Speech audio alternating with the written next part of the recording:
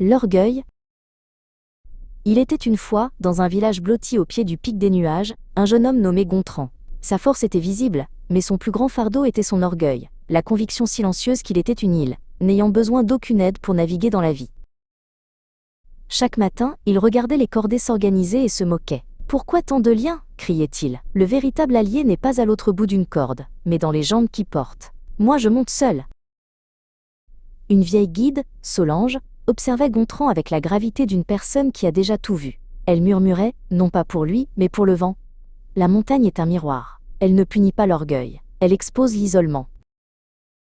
Un jour, Gontran partit pour la conquête, sans même un simple « au revoir ». Il avait rejeté la carte et la trousse de survie, considérant la préparation comme une faiblesse. La voie vers le pic des nuages était un pari contre le destin.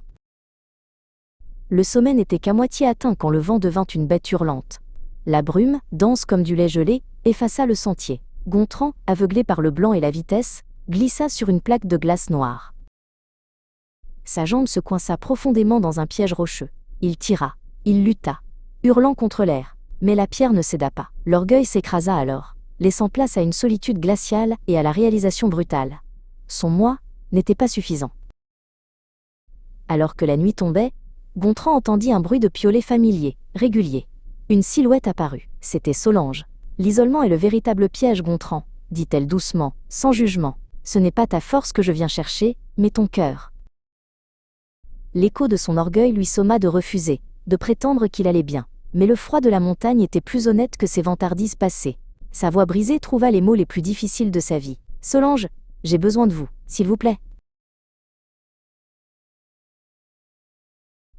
Ensemble, en tirant et en guidant avec une patience et une coordination précises, ils dégagèrent la jambe de Gontran. La descente fut un labeur partagé, où chaque pas dépendant était un nouveau sommet conquis sur l'ego.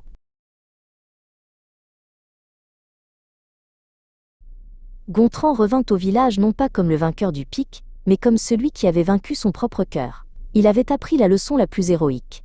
La véritable force n'est pas l'indépendance, mais le courage d'accepter de faire partie d'un tout.